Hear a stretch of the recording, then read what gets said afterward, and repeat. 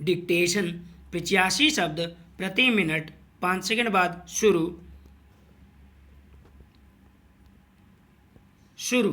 लद्दाख की गलवान घाटी में भारत चीन के सैनिकों के बीच हिंसक झड़प में कर्नल और 2 भारतीय जवानों का बलिदान व्यर्थ नहीं जाना चाहिए।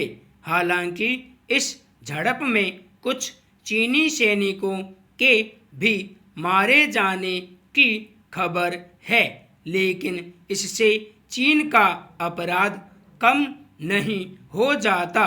उसने एक बार फिर जिस तरह हमारी पीठ पर छुरा घोंपने का काम किया, उसके बाद इस नतीजे पर पहुंचने के अलावा और कोई उपाय नहीं कि वह हमारे सबसे बड़े और साथ ही शातिर शत्रु के रूप में सामने आ गया है।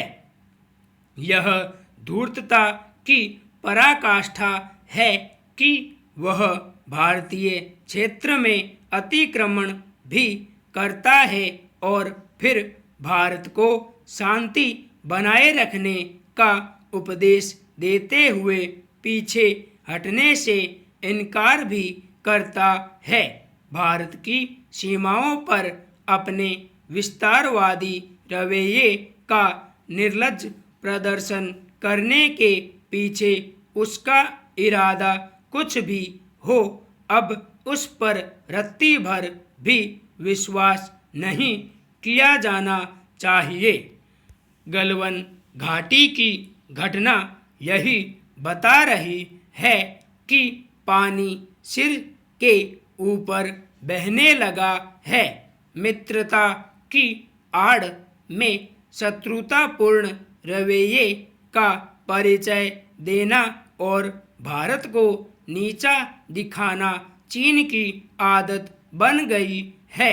हालांकि उसकी इस गंदी आदत के बावजूद भारतीय नेतृत्व ने सदैव संयम का परिचय दिया है, लेकिन अब जब वह इस संयम को कमजोरी के तौर पर देखने लगा है, तब फिर भारत को उसका मुगालता दूर करने के लिए हर मोर्चे पर सक्रिय होना होगा। आखिर बात देश के मान सम्मान की है।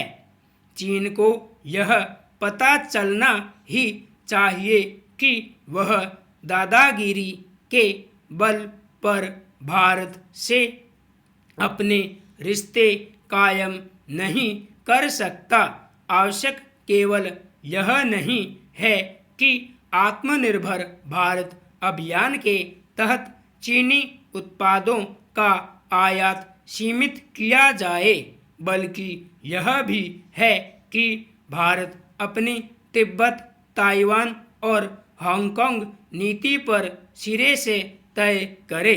इसी तरह भारत को अमेरिका, ऑस्ट्रेलिया, जापान के साथ अपने रणनीतिक गठजोड़ को धार देनी चाहिए, ताकि हिंद महासागर में चीन के विस्तारवादी इरादों को नाकाम किया जा सके।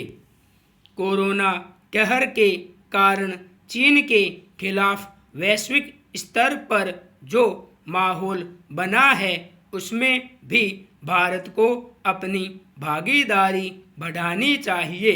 आखिर जब वह भारतीय हितों की कहीं कोई परवाह नहीं कर रहा, तो फिर भारत उसके हितों की चिंता क्यों करे।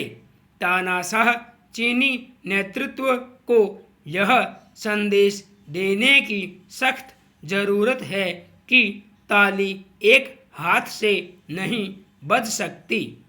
हुआवे शरीकी जिन चीनी कंपनियों को दुनिया के अन्य देश दरवाज़ा दिखा रहे हैं, उन्हें भारत में भी पांव रखने की जगह नहीं मिलनी चाहिए। भारत को शंघाई सहयोग परिषद जैसे मंचों से बाहर निकलने की भी तैयारी करनी चाहिए।